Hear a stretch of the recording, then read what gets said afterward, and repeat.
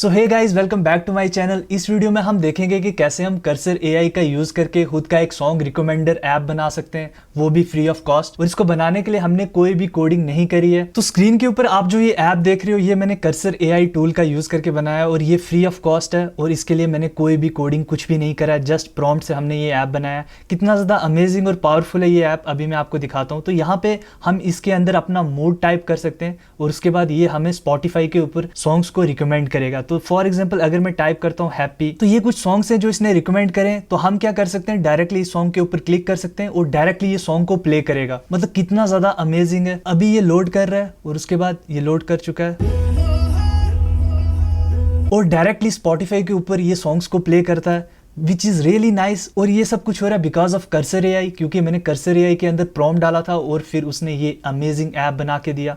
काफ़ी ज़्यादा सिंपल है। तो इस वीडियो में हम सीखेंगे कि कैसे हम कर्सर एआई का यूज़ करके खुद के ऐप्स बना सकते हैं। तो ये बेसिकली एक कर्सर एआई का ट्यूटोरियल होने वाला है, जिसके अंदर हम खुद का एक सॉन्ग रिकमेंडर ऐप बनाएंगे और उसको हम रन करेंगे और यूज़ करेंगे। तो इसके अंदर और भी काफ़ी अच्छे फीचर्स है। जैसे यहाँ पे अगर मैं टाइप करता हूँ हिंदी और यहाँ पे मैं टाइप करता हूँ सैड, तो ये मेरे को हिंदी सैड सॉन्ग्स भी देगा। तो इसके अंदर ये 5 सॉन्ग्स रिकमेंड करता है, तो जो हमारे लिए अच्छे होते हैं। तो यहाँ पे हम क्या यूज़ कर रहे हैं, हम अपना स्पॉटिफाई का क्रीडेंशियल्स होते हैं वो यूज़ कर रहे हैं। अभी हम सीखेंगे कि कैसे हम स्पॉटिफाई के क्रीडेंशियल्स यूज करके स्पॉटिफाई की एपीआईज का यूज कर सकते हैं, जो बेसिकली हम यहाँ पे कर रहे हैं। तो यहाँ पे अगर मैं पहली लिंक के ऊपर क्लिक करता हूँ तो ये सॉन्ग को प्ले करेगा ऑटोमेटिकली, क्योंकि मैंने यहाँ पे टाइप किया हिंदी और प्लस अपना मूड टाइप किया। तो यहाँ पे ये क्या करता है, अगर हम अपना अकाउंट यूज़ करते हैं तो अकाउंट की जो हिस्ट्री होती है उसके हिसाब से ये सॉन्ग्स को रिकमेंड करता है। मतलब आपकी कैसी लिसनिंग हिस्ट्री है। तो यहाँ पे मैं अपना अकाउंट यूज़ कर रहा हूँ और उस अकाउंट को ये रीडायरेक्ट करता है और उस अकाउंट के मैं क्रीडेंशियल यूज़ कर रहा हूँ इस ऐप के अंदर, जो काफ़ी ज़्यादा सिंपल है। तो उसके बेसिस पे फिर ये सॉन्ग्स को रिकमेंड करता है। मतलब अगर फॉर एग्जाम्पल मैं अपनी बात करूँ तो मैं ज़्यादातर पंजाबी सॉन्ग सुनता हूँ। तो यहाँ पे अगर मैं सिंपली सैड टाइप करूंगा तो वो सॉन्ग्स जो most of the time Punjabi songs होंगे। तो यहाँ पे ये इसका बेस्ट पार्ट है, मतलब आप जैसे सॉन्ग सुनते हो उस हिसाब से ये आपको सॉन्ग्स रिकमेंड करेगा। तो यहाँ पे मैं पहले सॉन्ग के ऊपर क्लिक करता हूँ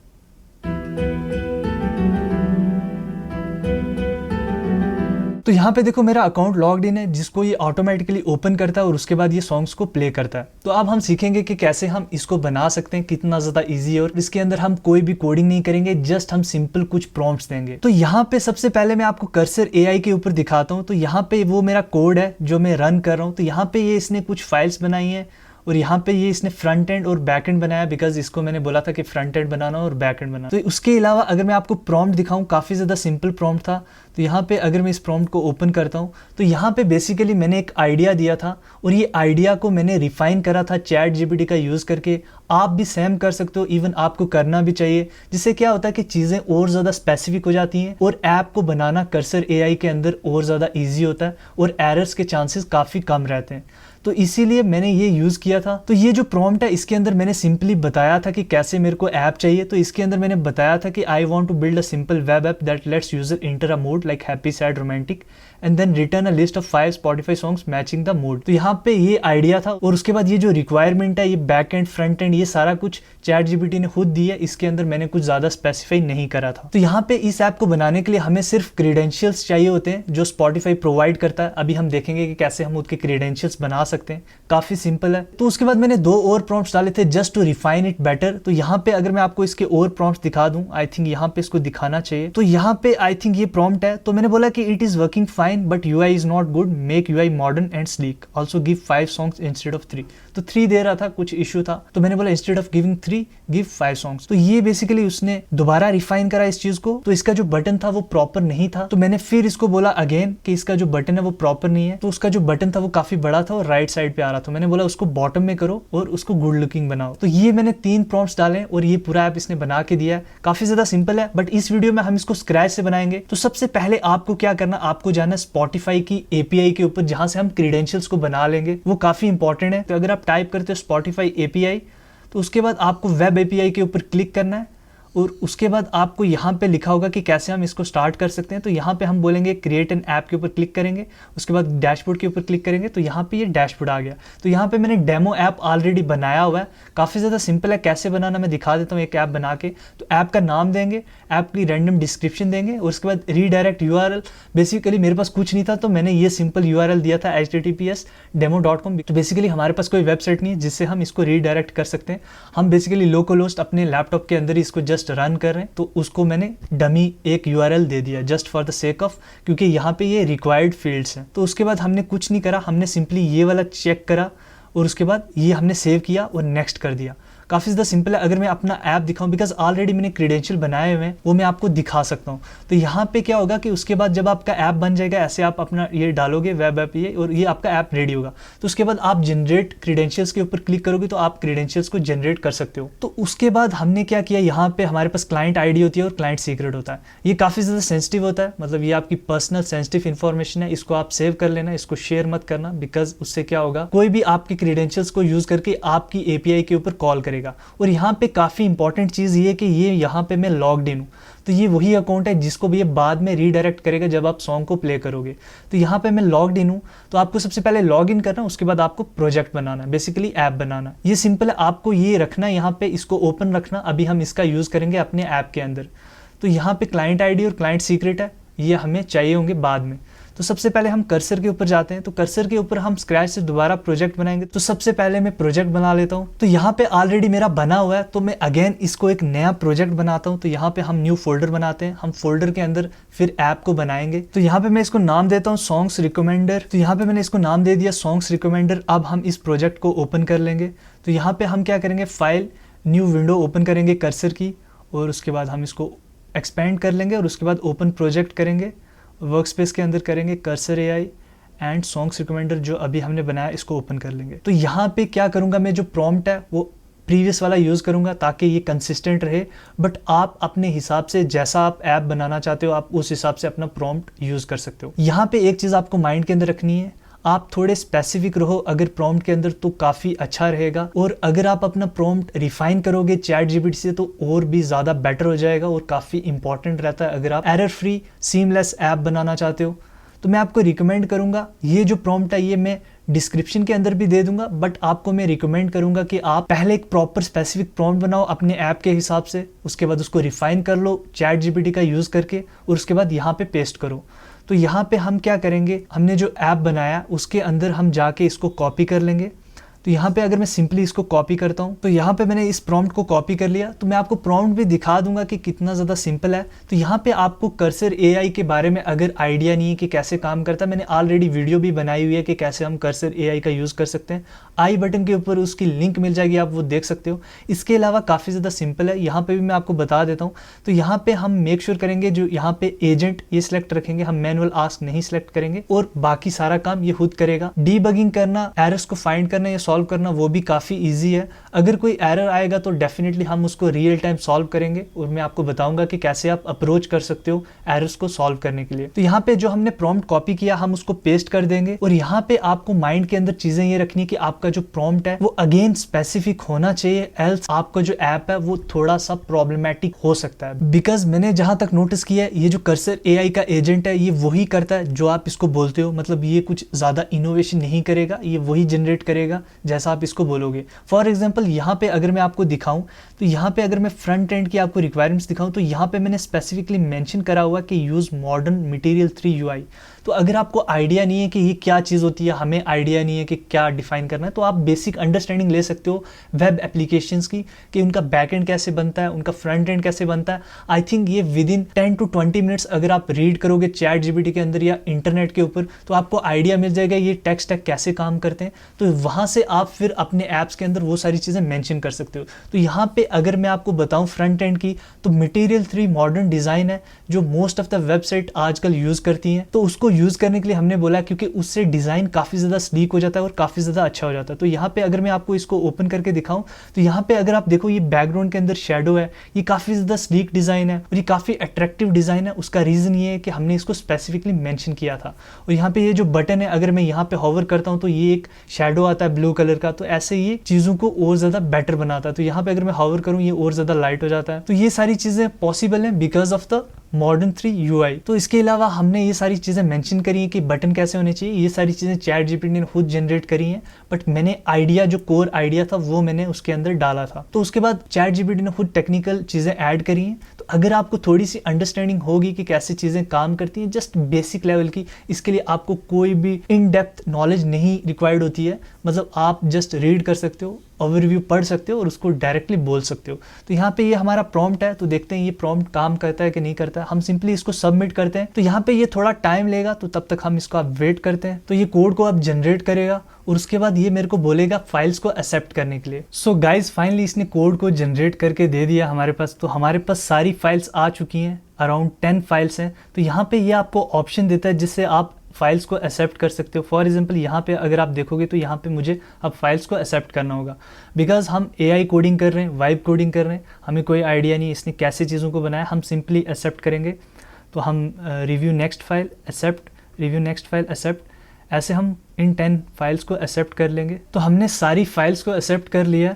अब यहाँ पे इसने कुछ नोट दिया कि कैसे हम इसको रन कर सकते हैं। तो काफ़ी ज़्यादा इजी है। मतलब आप सोच रहे होगे कि मुझे कोडिंग का कोई आइडिया नहीं है, मुझे बिल्कुल भी पता नहीं है कि कैसे हम चीज़ें टेक्निकली बनाते हैं, कैसे हम कोड करते हैं, तो मैं इसको रन कैसे करूँगा। तो आपको टेंशन बिल्कुल भी नहीं लेनी है, बिकॉज हमारे पास जो कर्सर एआई है वो आपको बताएगा कि आप कैसे इसको रन कर सकते हो।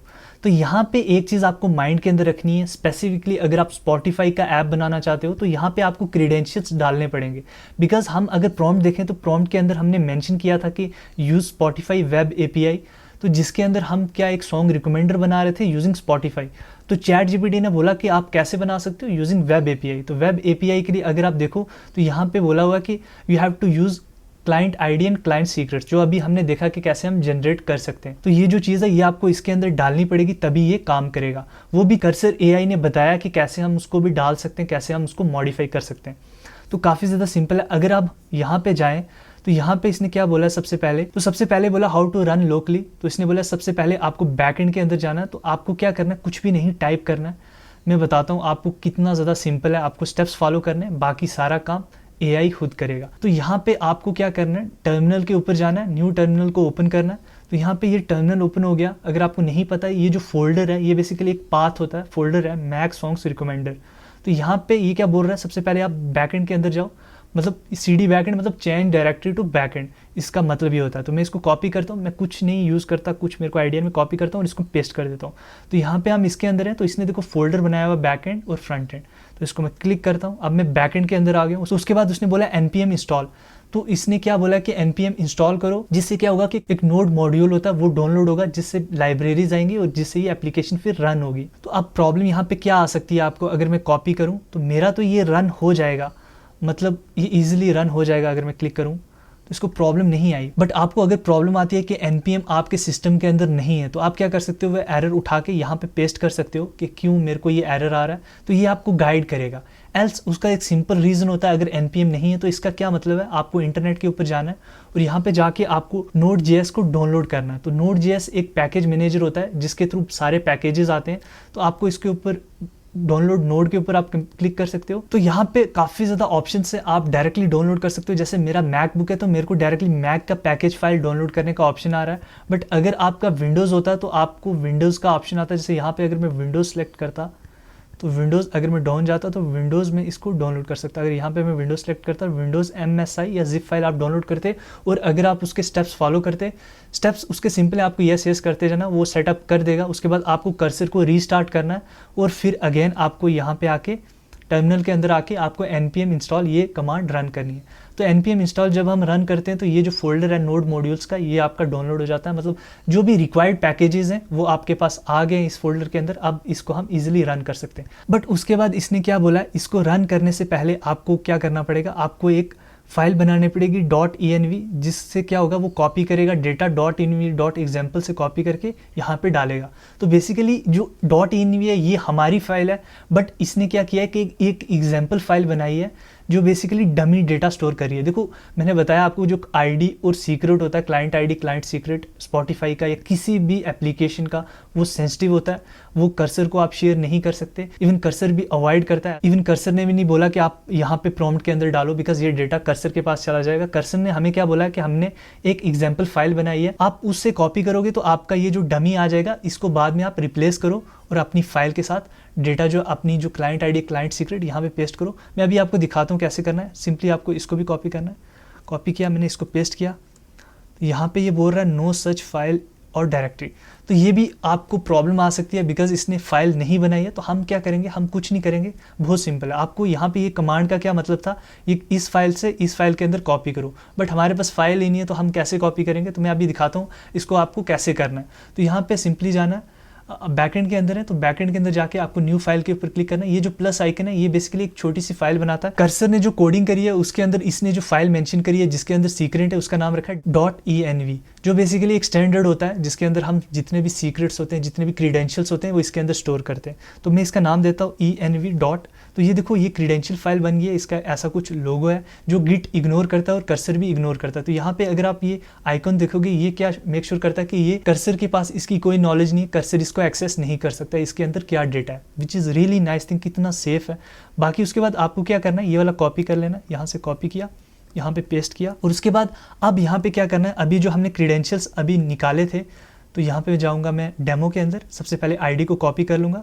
तो मैं अभी सिर्फ आपको आईडी दिखा रहा हूँ, मैं सीक्रेट नहीं दिखा रहा बिकॉज सेंसिटिव है। तो सीक्रेट जब मैं पेस्ट करूँगा मैं आपको नहीं दिखाऊंगा, तो लेट मी पेस्ट इट। तो यहाँ पे मैंने आईडी पेस्ट करी और यहाँ पे मैं सीक्रेट पेस्ट कर दूंगा और उसके बाद हम इसको स्टार्ट करते हैं।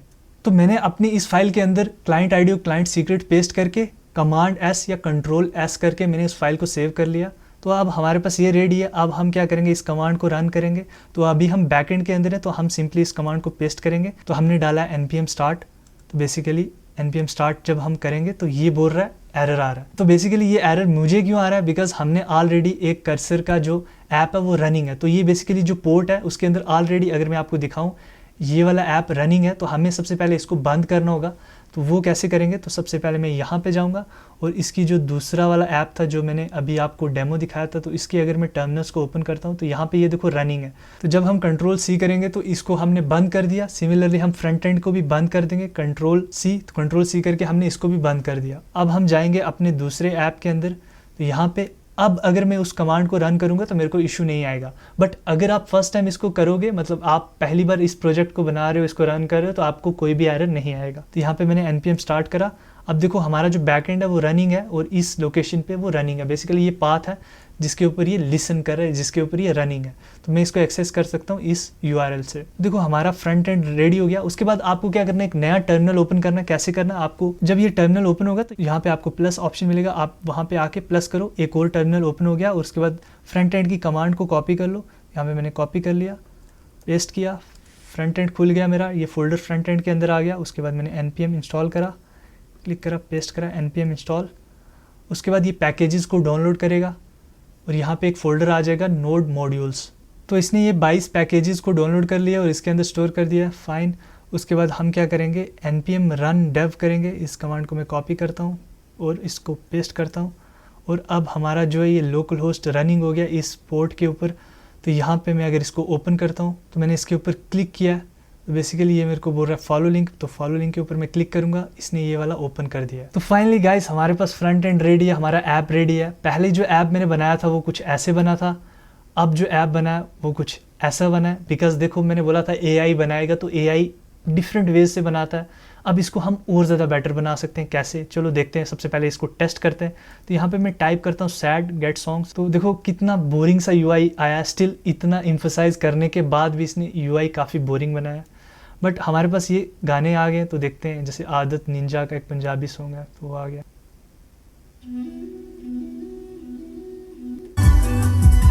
तो फाइनली हमारे पास ये रेडी है। बट अब देखो मैं आपको इसको कैसे रिफाइन करता हूँ। तो मैं अगेन कर्सर के ऊपर जाता हूँ, मैं बोलता हूँ कि it's working fine but the UI is not good. मैंने बोला make it modern and sleek. मैंने इसको सबमिट कर दिया। देखो UI हमें अच्छा नहीं लगा, पुराने वाला का अच्छा था बिकॉज उसको मैंने स्पेसिफाई करा था अगेन एंड अगेन कि उसको अच्छा बनाओ। बट ये वाला UI इसने अच्छा नहीं बनाया। तो देखा आपने कि कैसे हम कर्सर AI का यूज़ करके नेक्स्ट लेवल के ऐप्स बना सकते हैं, अपने लिए खुद के लिए यूज़ कर सकते हैं। और काफ़ी ज़्यादा ईजी है, जस्ट प्रॉम्प्ट्स डाल लें और आपको थोड़ा सा सेटअप करना पड़ेगा, बाकी सारा काम AI खुद करेगा। देखो ये काम कर रहा है। तो यहाँ पे देखो हमारे पास फाइल आ गई रिव्यू करने के लिए, हम इसको एक्सेप्ट कर लेंगे और फाइल जो है वो एक्सेप्ट हो गई है। और उसके बाद क्या होगा कि जब ये एक्सेप्ट हो जाएगी तो यहाँ पे लिखा हुआ था UI has been completely redesign to be modern and sleek. तो देखते हैं, हम वहाँ पे जाते हैं और इसको हम रिफ़्रेश करते हैं। तो बेसिकली अब हमारा UI कम्प्लीटली उड़ गया, नो वरीज़। तो अब मैं क्या करता हूँ, यहाँ पे आके तो देखते हैं कि क्या प्रॉब्लम आई है। तो यहाँ पे बेसिकली हमने फाइल्स को रिव्यू कर लिया बट हमारा UI लोड नहीं हो रहा है। तो बैक एंड देखता हूँ, back and is running, back and run हो रहा है, ओके फाइन। अब क्या करते हैं, फ्रंट एंड को देखते हैं, हम कंट्रोल सी करते हैं, इसको क्लोज करते हैं और हम अगेन npm रन डेव करते हैं। ये रन डेव हो गया, ये वाला पोर्ट है। अब मैं यहाँ पे जाता हूँ, रिफ्रेश करता हूँ, तो स्टिल जो है वो इसने एक नया इशू क्रिएट कर दिया, हमारे पास फ्रंट एंड बिल्कुल भी लोड नहीं हो रहा है और हमें कुछ भी दिख नहीं रहा है। तो मैं इसको बोलता हूँ now I am not even able to see anything on front end. तो ये आपको स्पेसिफिकली मेंशन करना है कि क्या इशू आ रहा है। तो अगेन इसको मैं सबमिट करता हूँ, तो अगेन ये मॉडिफाई करेगा फाइल्स को, तब तक हम वेट करते हैं। तो यहाँ पे हमारे पास ये एक ऑप्शन आया, बेसिकली ये हमारे अप्रूवल का वेट कर रहा है, तो हम बोलते हैं यस कंटिन्यू। ये वेब के ऊपर सर्च कर रहा है कि कैसे इस इशू को रिजॉल्व करें, बिकॉज ये कुछ मटेरियल 3 के पैकेजेस का यूज कर रहा था जो शायद काम नहीं कर रहे। अब उसको फिक्स करने के लिए इसको इंटरनेट का यूज करना पड़ेगा, मतलब वेब के ऊपर सर्च करना पड़ेगा कि कैसे हम इसको फिक्स कर सकते हैं। तो फाइन है, अब हमारे पास ना ये कुछ फाइल को चेंज कर रहा है, बट ठीक है, फाइल को चेंज करो, कुछ भी करो, बट मेक श्योर ये काम करना चाहिए और इसका UI परफेक्ट होना चाहिए। तो हमारे पास इसने चेंजेस ऐड कर दिए हैं, बट जनरली क्या होता है कि ये ऑटोमेटिकली चेंजेस को अप्लाई कर देता है, बट यहाँ पे अगेन हमारे पास कुछ नहीं आ रहा। तो अगेन हम इसको क्या करते हैं, एक ट्राई के लिए कंट्रोल C करके अगेन कमांड को रन करते हैं। लेट्स सी अगर कुछ चेंजेस आती हैं। तो बेसिकली हमारे पास स्टिल कोई चेंजेस नहीं आ रही हैं। तो यहाँ पे मैं लिखता हूँ स्टिल, तो मैंने बोला still I am facing the same issue, देखते हैं ये क्या करता है। तो अब इसने कुछ अगेन चीज़ों को चेंज किया है, तो मैं इसको एक्सेप्ट करता हूँ। उसके बाद इसने रिफ्रेश तो किया, बट हमारे पास डेटा कुछ नहीं आ रहा फ्रंट एंड के अंदर। मैं अगेन कंट्रोल C करता हूँ और कमांड को दोबारा रन करता हूँ, अगेन रिफ्रेश करता हूँ। बेसिकली मेरे को कुछ नहीं आ रहा है। तो स्टिल हम क्या करते हैं, इस बार हम इसका ना स्क्रीनशॉट ले लेते हैं। तो कंट्रोल 3 करते हैं, स्क्रीनशॉट लेके हम इसको यहाँ पे मैंने ड्रॉप कर दिया स्क्रीनशॉट को। तो स्क्रीनशॉट लेके हमने इसको डाल दिया कि स्टिल सेम हमारा फ्रंट एंड जो लोड नहीं हो रहा है। देखते हैं अब ये कैसे फिक्स करता है।